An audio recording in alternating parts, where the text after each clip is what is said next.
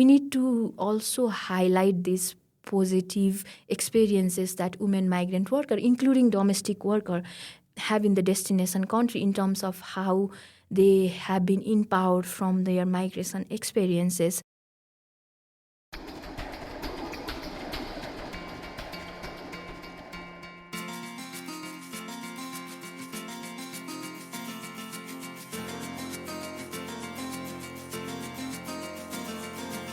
Hi everyone, this is Marty Logan. Welcome to Nepal Now on the Move, the podcast where we talk with some of the huge numbers of people who are leaving this country every day, but also to the few who make the return trip to settle in their homeland. Today we're taking a step back from the personal stories we've been hearing to get some perspective on migration and Nepal. Specifically, we're talking about women who leave the country to work, including why a ban on them migrating as domestic workers is not a good idea. We'll also hear, and this is an idea that jolted my brain during the interview, why we need to share positive news about women's migration. My guest today in the Himal Media studio in Patan Dhoka is Sadikshya Bhattarai, Research Coordinator at the Center for the Study of Labor and Mobility, also known as CESLAM, at Social Science Baha, here in Kathmandu. During our chat, Sadikshya does a great job of sketching the history of women migrating for work until today. She then details how the ban on women working as domestics in Gulf countries has evolved and why it should end. But this isn't a single-focused discussion. Sadikshya also notes the many initiatives that the three levels of government and their partners have taken to try and improve the system, but she concludes that they're just not working as intended. Sadikshya Bhattarai, welcome to Nepal Now. Thank you so much. I'm really happy to be here and to meet you as well. Today we're going to talk about a number of things. It's kind of a broad discussion, especially about women migrating from Nepal to work, and we're definitely going to follow up the story of Sushma, a woman we talked about on the podcast a few episodes back, who went to Kuwait and then had to come back early and had some troubles along the way. But before we get to all of that, I want to start by asking you to tell us just a little bit about yourself, where you were born, where you grew up, went to school, that kind of thing. So I was born in Janakpur, actually, like it's in the southern part of the country, in Tarai region.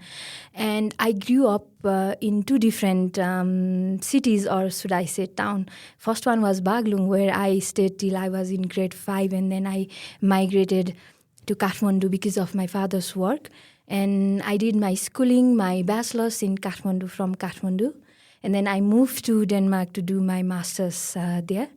And after I completed my master's, I think it was back in 2017, so I came back to Nepal, and then I started working here at Social Science Baha as a research associate, and now I'm working there as a research coordinator, and it's been 5 years that I am there, and I have been working on, like you mentioned, today's topic, like women migration or migration in general to international destinations, also internal migration, and on other areas such as climate change and, poverty, rural livelihood, so linking migration to these different aspects. So, that's about me. Okay, thank you. Sounds very interesting, your work and also your background, how you moved around quite a bit there in your youth. When it comes to women migrating from Nepal to work, maybe you can just give us a little bit of background about how long women have been migrating and how the destinations have changed over the years. Women migration has been happening for decades or centuries. Before the 1990s, women were migrating as dependent or migrating to India because of the open border between the two countries, either through marriages or to work, or as dependent with their men migrants. Before that, the number of women who were migrating for work was very small. And then in the 1985, after the government of Nepal first signed the Nepal Employment Foreign Employment Act. And also the subsequently, the government started pursuing very open market policies. They started opening of the foreign employment sector. So gradually there was an increase in the number of women migrant workers. Since the beginning of the 1990s, there has been a gradual increase in the number of women who are migrating abroad. And there has also been quite diversification in terms of destination. Like I said before, it was mostly to India, but now women, after the 1990s, women were migrating to further or more international destinations, particularly in the Gulf countries or other countries in the Middle East and also in the East and Southeast Asia, such as Malaysia, Hong Kong, South Korea. So gradually there has been a shift in terms of destinations as also in terms of numbers of women migrant workers. And in fact, if you look at the data that you can find from different sources like the statistics, Nepal census, or even the data from the Department of Foreign Employment, you see that women are now increasingly migrating to these countries in Europe like Romania, Cyprus, Malta, Croatia. So there has been this shift in trend of destination as well in recent year, but still Gulf countries and Malaysia remains the most prominent destination of Nepali women migrant workers. Okay. It sounds like then it would be hard to identify it like a typical or describe a typical worker, but is it fair to say that the majority of women are going overseas to work as domestic workers in households? It depends on the destinations. If you look at more developed destination in the West or even in the European countries, you can find Nepali migrant workers are going there to work in very diverse occupational sector, from agriculture, manufacturing, and also all other skilled work in hospitality sector or as sales worker. So you see that variation in terms of destination. But if we look specifically at Gulf countries like this country, like Kuwait and Qatar and UAE, where most Nepali women migrant workers are going, you see that while there are certain proportion that are engaged in hospitality sector or as a sales worker or also as nurses, but a majority of them are working there as a domestic workers, either as caregivers or as housemates. So there is this variation in terms of the kind of work they do if we look at it from the point of view of destinations and also point of view of their socio-demographic characteristics as well. Okay. So let's talk then specifically about the Gulf countries. The woman who we interviewed a few episodes back, who we called Sushma, she went to Kuwait. I think she meant to stay there for a few years, but then got ill and came back. Now, was her migration then legal? Is the government of Nepal willingly letting women go to Kuwait and other Gulf countries? Are there different rules for different countries? Because I know at least sometimes during the past years there have been barriers or bans on women going to work in these countries. So where are we at today with Kuwait specifically and all of the Gulf countries? Like you rightly pointed out, there has been periodic bans on migration of women in particular to different destination country. Sometimes there has been an age ban where people below 30 years of age were not allowed to migrate, especially for domestic work. And sometimes there has been sectoral ban that in certain sectors they were not allowed to migrate. And sometimes there has been restriction of requiring permission from your male guardian to migrate. But most recently, there has been this ban or complete ban on migration for domestic work. It's typically applied for both men and women, but if we look at the data or if we look at who are going for the domestic work, is prominently Nepali women. So indirectly, this is a ban for migration of the women for domestic work, and this ban has been in response to various kind of exploitation that has been reported in the media, as well as has been reported through data or different kinds of visits that has been done by the government. This ban started in 2017, and in 2020 the parliament did ask to lift the banned, but there were 7 conditions that were placed, and few of them included like having bilateral labor agreements with the destination country for protection of domestic workers, and it has not been implemented like right now. So it's been very, like, the ban still exists because it's very difficult to achieve these conditions that has been placed in order to lift the migration ban. And only currently, I think, migration to Jordan is only allowed for domestic worker because there was a bilateral agreement signed in 2017 that mentions the protection of domestic workers or women migrant worker in Jordan. So yeah, so you are allowed to go to Jordan as a domestic worker, but not to many of the Gulf countries and also to Malaysia as well.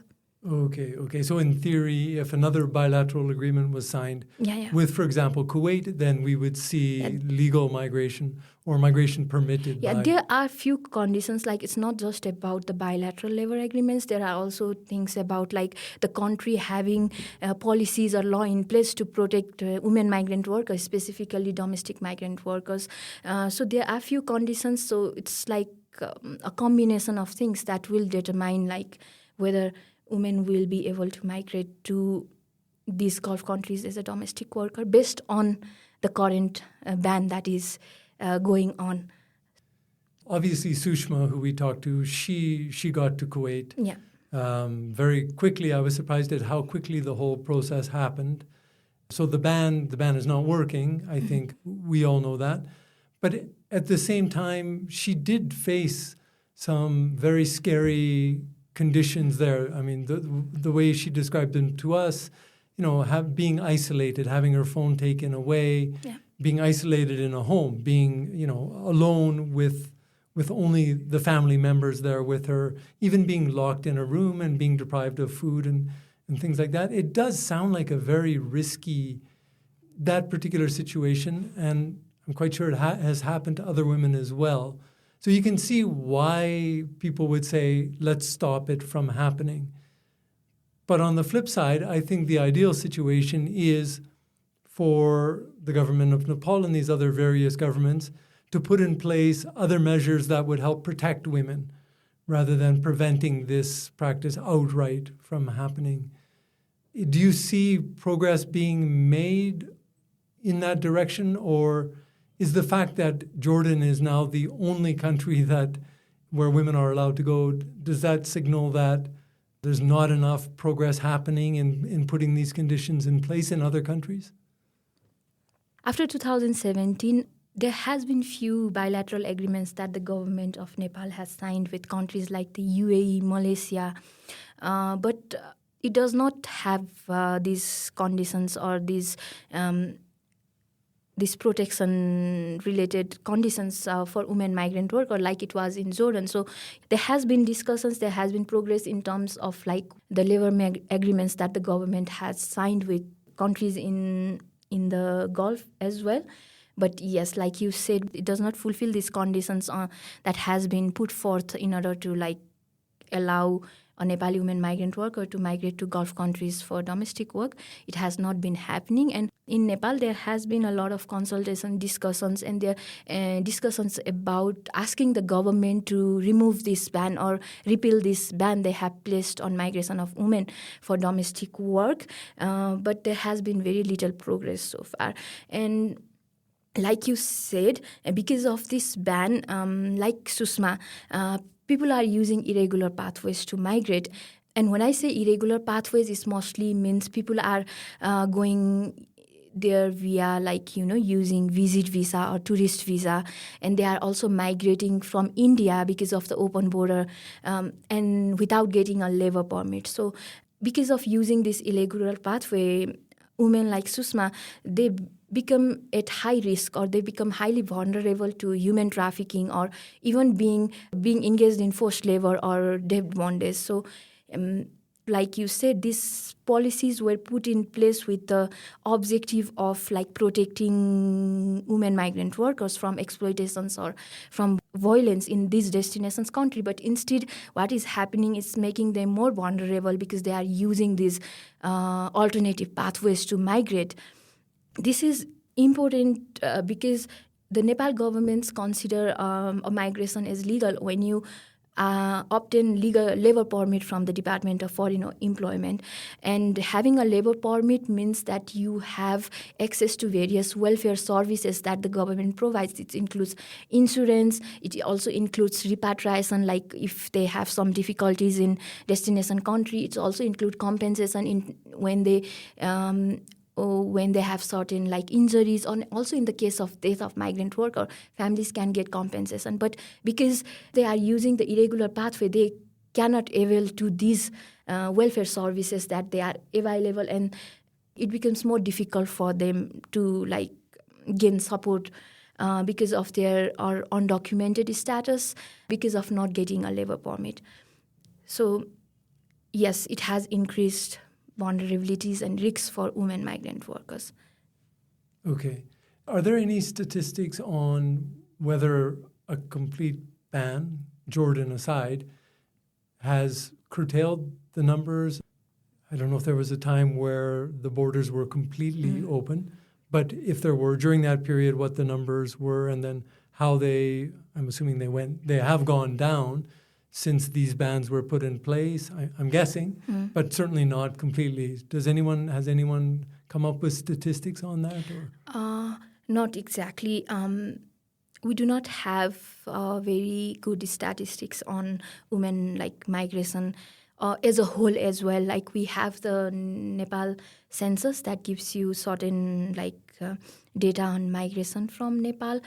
We also have the data from Department of Foreign Employment, but there are a lot of gaps in these data.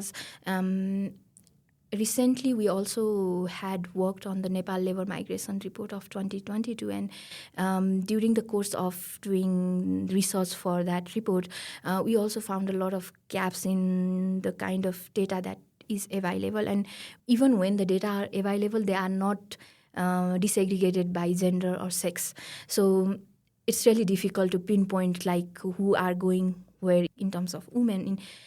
And the other problem is like, and I think this also comes within the challenges that women migrant workers or migrant worker as a whole face, and that's contract substitutions. Like they are told that they have this kind of job here, they sign certain contract, and when they go to the destination country, they are given a different kind of job. And probably that's also a way it's not being recorded. Like maybe they are going to formal channel from here to work in agriculture or something, but then they go there, they work as a domestic worker. I want to ask you about another example, which I just learned about. I was interviewing a couple the other day who met while they were working in Saudi Arabia. The woman actually first went to a Gulf country, which I believe was also Kuwait, when she was 13. She didn't have her nagarikta, but somehow had one made that said she was 21. And I actually saw it after we spoke, and in the photo, she looked 13. She did not look like a 21-year-old adult woman. She looked like a little child.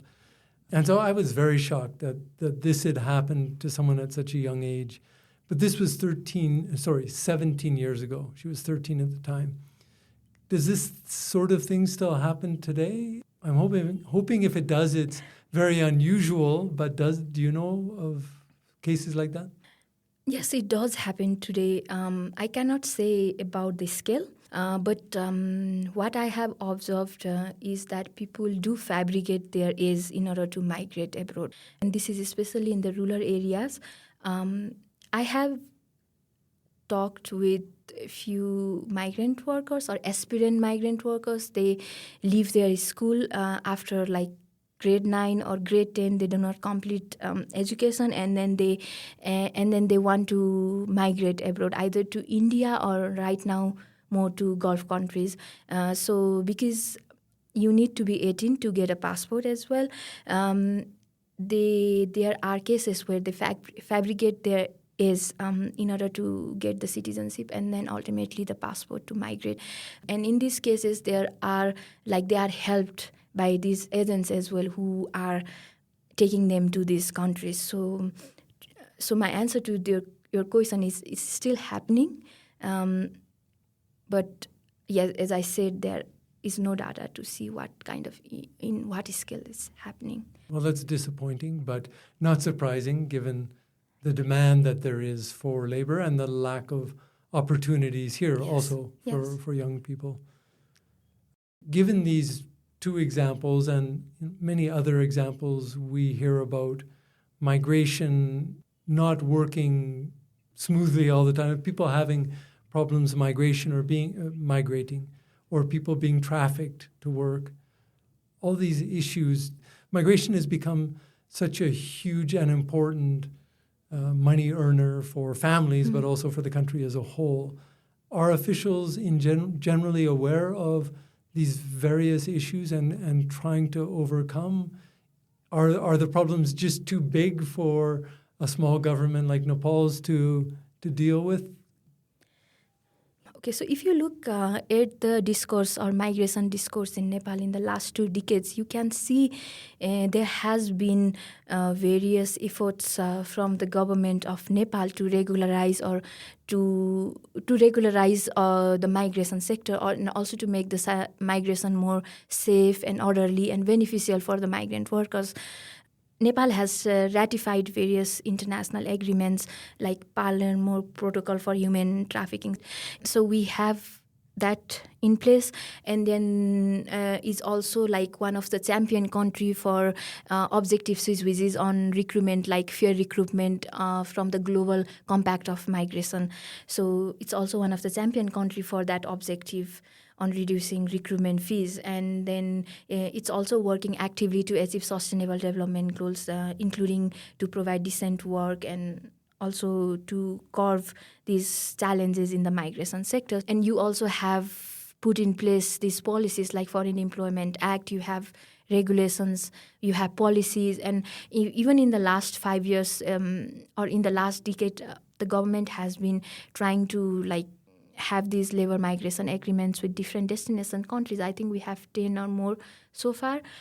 They have also made various directives or directives in order to regulate recruitment agencies in the past 2-3 years, and with federal government in that exists right now. They are also trying to decentralize different services to the local and provincial government. And case in point is the Employment Service Center, which was initially part of the Prime Minister Employment Program, but now they have been given the mandate, some of the mandates related to foreign employment as well. There are also various programs or bilateral programs that different international or development agency are currently conducting in collaboration with the government of Nepal, and one of them is the Safer Migration Projects or the Migration Resource Center that is there at the local level, which is providing various information to migrant workers, including various other services. So yes, there has been various efforts or various steps from the government of Nepal in order to regularize the migration or labor migration sector, but there is also the question of how effective it has been. And we have seen that despite the policies being in place, people are still paying a huge amount of money to migrate abroad. Like people talk about free visa, free ticket, which was started in 2015, but still you have examples where people are paying more than ₹1,00,000 to migrate to Gulf countries. And then you also there are various mechanisms in place in order to provide justice to migrant workers. But when you go on the field, when you ask these migrant workers, they are not aware about these kinds of support system that are in place. They are not able to access this justice mechanism, either because of sometimes the justice system is very slow, and sometimes they do not have the money to frequently travel and get updates and register their cases, and sometimes they are not even aware about what is there in Nepal to help them. Yeah, so there have been efforts, but the problem is that it has not been effectively implemented. So there are still various challenges that exist and that migrant workers face before migration and even after migration. So if we look specifically at women, and again, keeping in mind these two examples, Sushma and this other woman who went as a 13-year-old, what would your top 3 or 4, 5 recommendations be for making the migration of women workers safer, more effective, so that women are not at risk. You reduce the risk as much as possible. Would you say that we need first to sign more of these bilateral agreements, including provisions of local laws that protect women? Is that number one on the list? What are the other, a couple other ones that you would push as priorities? So the first one will be the migration bans that we have discussed today. So this migration ban, which were brought in because with the objective to protect women migrant workers, this has been very counterproductive and instead made them at risk of, like I said, exploitations, violence, or even trafficking. So my one recommendation is we need to think about removing this ban or repealing this ban that exists for migrant workers, and instead to focus on policies or on regulations or programs that could help to make migration for women migrant worker more safe to this destination country. And this includes, like you said, having bilateral labor agreements, and not just bilateral labor migration agreements, but also having this issue of women migrant workers included in those agreements, in discussion with the destination country. So that will be my first recommendation. And I think the second and third one is more interrelated. If we look at the media discourse on migration, it is always mostly focused on the negative aspects or the negative experiences that women are having in the destination country. And what this is doing is creating a stigma related to women migration. And I think we also discussed about this example that you gave of the woman who migrated to Kuwait as a 13-year-old. And I think our overall experience in the 17 years that she has migrated repeatedly to Gulf countries, it has been positive. So we need to also highlight these positive experiences that women migrant worker, including domestic worker, have in the destination country in terms of how they have been empowered from their migration experiences, in order to show the positive aspects and also to understand what is working for them, why did it work for them, and what can we learn from this experience. So it's also important to look at these experiences, highlight these experiences. One is it helps to inform policies and regulations that the government has, so what are the areas that we can focus on to make it a positive experience for women. It can impact the way the policies are made, or it can inform, when you say evidence-based policy making. So it's important that we have evidence not only of the negative experience but also the positive experience, because we cannot ignore that migration indeed, despite some negative experience that women may have, it has helped them have the agency, because they are deciding to migrate. They are choosing to migrate for their family, for themselves. But it also has been a way for some of the women migrant workers to distance themselves from the kind of gender and social norm that exist in Nepal, and also move away or escape from the gender-based violence they face in public or even at their home. So it has given them that kind of agencies. And also sometimes, you gave a positive example of the women from Kuwait, so it also increase their self-confidence. They are learning new languages. They are going to a new environment, learning about new things. So yes, we also have to think about these positive aspects of migration when we are making the policies, or when we are thinking of introducing some kinds of bans or restrictions to the mobility of women migrant workers or migrant workers in general. Okay.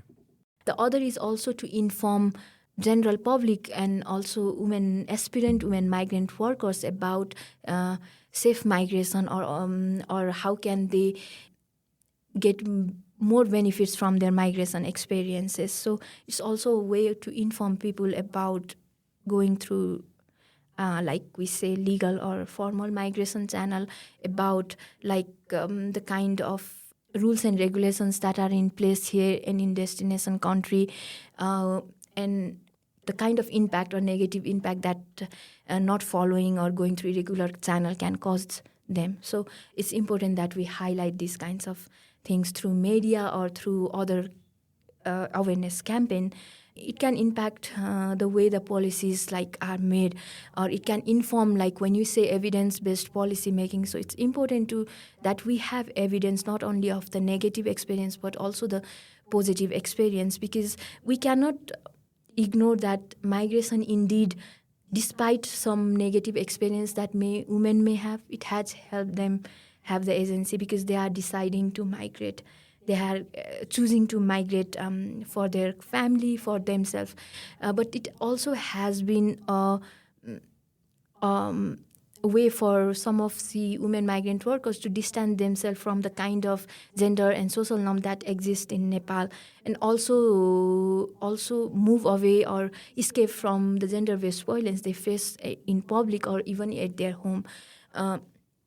So it has given them that kind of agencies. And also sometimes, like you gave a positive example of the women from Kuwait, so it also increase their self-confidence. They are learning new languages. They are going to a new environment, learning about new things. So yes, we also have to think about these positive aspects of migration when we are making the policies, or when we are thinking of introducing some kinds of bans or restrictions to the mobility of women migrant workers or migrant workers in general. I'll just interrupt you for a second there. I think that's really interesting, and what you said just made me think that in my mind, when I think about migration, I think overall my feeling is negative. Yes. It's a negative thing. People are forced to leave the country. That's not good. They have to leave their family. That's also not good. And overall, this impression I have in my mind is it's something negative, but it is also very positive in so many ways. Yeah.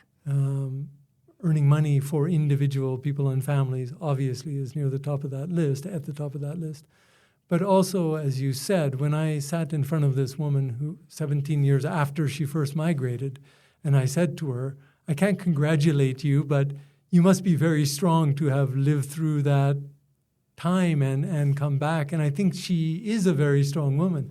I had this feeling from talking to her. She seemed quite confident and, speaking English also to me, which not every woman who comes from a village with very little education, I'm not sure she even went to school actually, would do, right?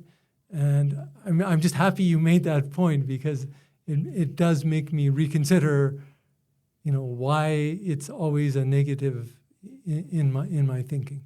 Yeah, and I think when we talk about awareness, as our country has moved into a federal government system, the local level has been given various mandates in regards to foreign employment, and I think these local governments are the focal point where many of these migrant workers interact, when they are getting their passports or even when they are getting their citizenship. So these local governments also need to expand their activities to make people aware about the kind of challenges and about the process of migration. It's happening right now. Like I mentioned previously, there is this migrant resource center, but it's only limited to 38 districts right now. So expanding the activities of this migrant resource center will also be important in the near future.